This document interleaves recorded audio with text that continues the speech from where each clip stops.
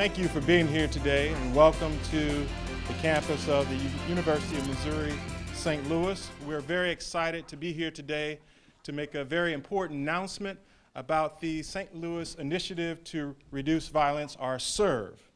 My name is Daniel Isom. I'm a professor here at the University of Missouri St. Louis, the Criminology and Criminal Justice Department. I'd also like to recognize my colleague here, Rick Rosenfeld, who also is hosting this event today. We're very happy to be here. During my tenure as police chief, I saw the issues related to violence in our communities, both for individuals, for families, and neighborhoods. And we know that it is a problem in our communities.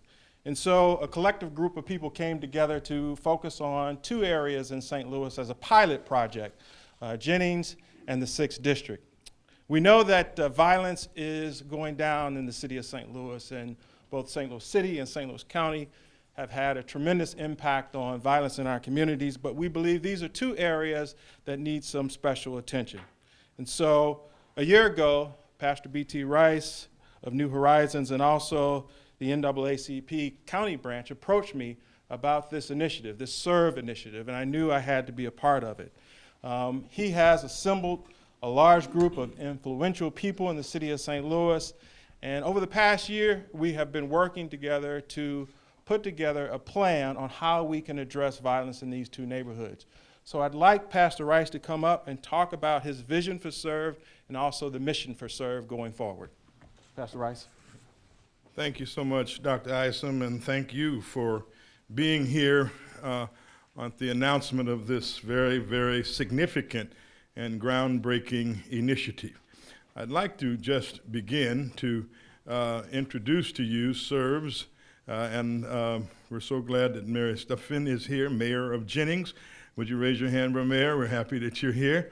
And we're also happy that Dr. Anderson, the Superintendent of Schools from Jennings, is with us too. Would you please?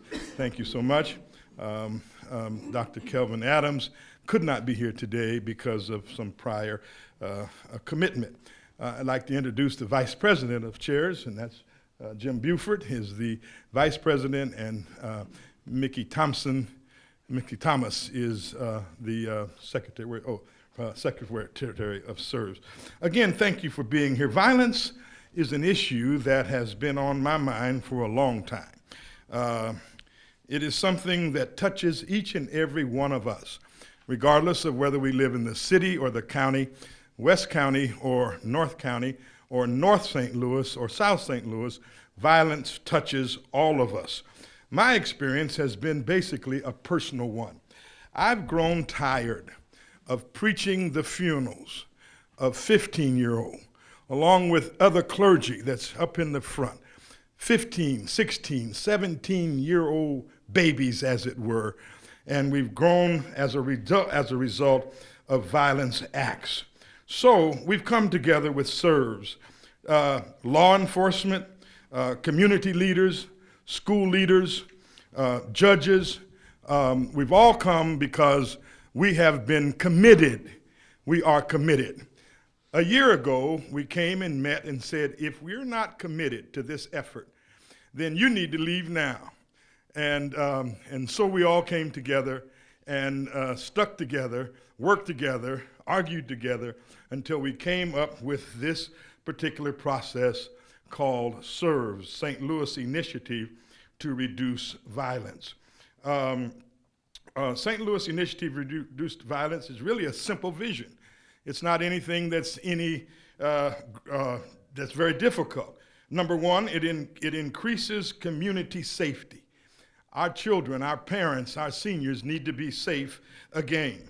It engages youth in ways of trust. It increases the quality of life of youth, of families, and the entire community. SIRV is a launch program. It's a pilot program that will begin in Jennings and in 6th District in the city. And then months later, we will venture out into other areas of St. Louis City and St. Louis County. This really is a quality of life issue. That's what it is. It's a quality of life issue. People shouldn't be scared to sit out on their porches. Our children, we shouldn't be worried about them being able to ride their bicycles and to play in the yard. When we were coming along, we would go out to play all morning, come in and eat a peanut butter and jelly sandwich and a glass of milk, and go back. Some of us ate 2 or 3 sandwiches, but we would go back out and play again until we had and feel safe about what we were doing. We need to reclaim our communities, and we need to do it now. We've waited too long, and the longer we wait, there's a lost life of some child, some young persons whose blood will be running in the streets of our city. Now is the time for us to move. We need volunteers to help us with this program. We need donations to help us with this program. You can donate, you can come together and donate, whether corporately or individually, www.sirvs.stlouis.org. Or is that too many dots? But there's, anyway, you know what I'm trying to say. And we need your help. We need you to be a part of it. I'm now to introduce County Executive Dooley, but I don't see him, so he is not here. So I then will turn this back over to Dr. Isom, and he will introduce other guests that will be speaking. Thank you so much. Of course, we have many partners in this initiative, but we know that we have 2 of the most important partners, and that's the Chief of the City of St. Louis, Sam Dotson, and later on we'll introduce the Chief of St. Louis County, Tim Fitch. So, Chief Dotson. Good morning. Thank you, Chief Isom. It's a pleasure for me to be here this morning to talk about the St. Louis Initiative to Reduce Violence with Dan Isom, who is a mentor to me, and as he was the chief in the police department, B.T. Rice, Jim Buford, and my friend Tim Fitch. This partnership will strengthen our department's main mission of fighting crime and reducing crime in the city of St. Louis. Crime continues to decrease in the city of St. Louis, and right now, total crime is down 7.7%, and person crime is down 24.1% in the city. But we know we can do better. That's right. One crime is too many, one victim is too many. So while in the city we arrested over 30,000 criminals last year, we still need the community's help to do more. We know that arrest will not solve the problem, and arrest will not make our neighborhoods safe.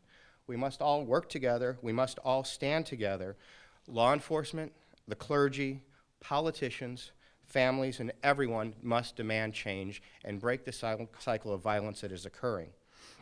In order for us to take a stand against violence and ensure a brighter future, the city and the county must work together as a whole, and we must start to address children and youth as a regional problem and not just a city or a county problem. Mm-hmm. Our success is dependent on a stronger family, stronger community, and our stronger partnerships that BT talked about. Programs like SIRV are critical to helping us deter crime and to make the entire region safer. We will continue to do our hotspot policing strategies in the 6th District and only enhance them as we move forward. And I want to give a special thanks to my partner, Tim Fitch in St. Louis County. We could not have a better working relationship. And for the first time, we are not only sharing resources, but we're sharing strategies to address crime and to address issues systemically with families and throughout the region, systemically with probation and parole. Where can we find an opportunity to stop the recidivism, to help youth and children find avenues to keep them out of violence, to keep them out of gangs? And this is what this program is about, and this is what we have to do. This isn't a short-term solution. This isn't a 2-year solution. We're looking for long-term solutions, and we as a community have to come together to achieve that. So in the Metropolitan Police Department, we support SIRV. We support the effort that's going on here. We support our partnership with St. Louis County. And together, we can make a difference in the region. And now I'll ask my friend Tim Fitch to come up and to say a few words about how the county will help do this. Thank you, Chief, and thank you to Pastor Rice for having the vision to put this together and keep us together, because we had some contentious moments there in the last year as we tried to pull this together. So thank you for keeping us all together. We appreciate that. So just like Chief Dotson said, I guarantee you the criminals that work in our region, they could care less where the jurisdictional boundaries are. They don't know that there's a line that runs between Jennings, for example, and the city of St. Louis 6th District. They could care less about that. So what Chief Dotson and I are saying is, guess what? We could care less about it as well. So what we're going to do is, your questions may be, okay, what's law enforcement going to do differently? What's going to be different this time compared to other things? By the way, crime in Jennings is overall, it's down, just like Chief Dotson said in the city. It's the same way throughout St. Louis County. But we still have pockets of violence that we can address with this program, and that's what our goal is. I'd like to introduce two people that came with me this morning. First, all the way in the back of the room is Lieutenant Colonel Ken Gregory. He's in uniform in the back there.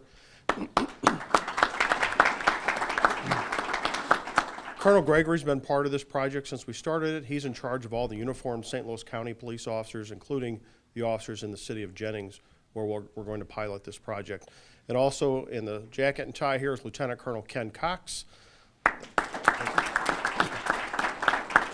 Lieutenant Colonel Cox is in charge of all the detectives for St. Louis County, so about 180 specialized detectives. And I want him to step forward, and he's going to talk to you a little bit about what we're going to do differently as part of SIRV, and a little bit of some of the statistics that have generated these actions. Colonel Cox. Thank you, Chief. We'll start off with some statistics to show you how important this is. In the last few years, well, since March of 2011, there's been 13 homicides in the city of Jennings. That coincides with the time we were privileged enough to take over their police work. Just this past year, since the first of the year, we've had 4 homicides.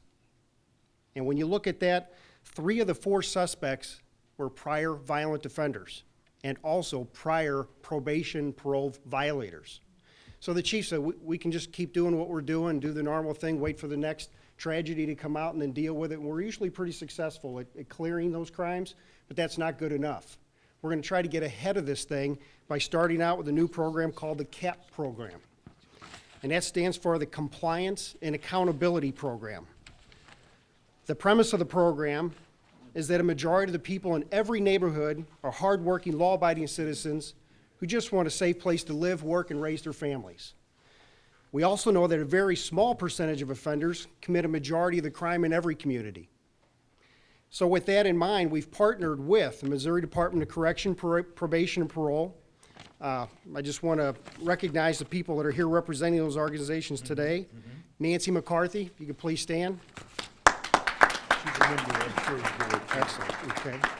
United States District Court, Eastern District of Missouri. This is basically the federal probation and parole, Tom Caruso. And Family Court of St. Louis County, Deb Woodside. Instead of waiting for a crime to occur, not being surprised to find out the person was already under some sort of court supervision from one of the agencies already mentioned, we decided to collaborate with these agencies ahead of time with the goal of trying to prevent the crimes from occurring in the first place. We have been given access to probation and parole databases that we didn't have before. This is important for law enforcement because it allows us, officers on the street, to not only do record checks and find out what they've been arrested for in the past, but to find out what their court supervised, what their terms of their probation are. The goal is to reduce crime, primarily violent crime, by making the beat officers aware of the people under court supervision that live in their beats. We want to working directly with probation and parole to directly monitor the most at-risk clients from reoffending or committing serious crimes. The hope is that those already on probation and parole will be less likely to reoffend if they know that officers they see in the street every day are monitoring their behavior too with probation and parole. So that's what we're going to start in the county police department, and we need your prayers. So that's what's different. Basically what we've done is we've taken all of our uniformed officers and made them sort of probation and parole officers as well. So they can also check up on these repeat offenders to make sure if they have a stipulation in their papers, as we call them, that says they have to be in at 10 o'clock at night, it won't be unusual for a county police officer to show up at their residence at 10:10 to find out if they're really there. So really what we've done is taken the probation and parole officers' responsibilities and also given them to our officers to allow them to be able to do this, to monitor these repeat offenders. We think that's going to make a major impact on violent crime in the communities that we take care of. So bring Pastor Rice back, and Pastor. Thank you so much, Chief. I want to take this moment to just introduce several members of the board for SIRVs that are here. Dr. McCoy just came in, superintendent of Ferguson Florissant. Please stand, doctor, if you will. I already introduced Dr. Anderson. She's already been introduced, but we're happy to introduce. She's a member of the board. Reverend Roderick Bertrand is a member of the board, pastor of New Northside Missionary Baptist Church. Reverend Willie McMiller is a member of our committee. They chair the faith-based committee. They're here. Joe Yancey is over behavior health. He is here. Thank you, Joe. Evan Kraus is here. He's a member of our board. Chrissy Griffin, I'm sorry. Christy is a member of the board. Thank you. Dr. Rosenfeld from here is a member of the board. Nancy McCarthy is a member of the board. I think, yes, and we already got Colonel Gregory as a member of our board. And I hope I overlooked somebody. Oh, I'm sorry, I didn't see you. Yeah. She is also a member of our board, and we're happy to have, Angelia is a member of our board. All the board members, thank you so much. Damar Jimerson is helping with the faith base. She's back there somewhere. Stand up, Jamar. And these are members of just a real fine board, a group of people that are committed. Somebody say committed. You didn't say it loud enough. Say committed. We're committed to make sure that our streets in the St. Louis region are safe once again.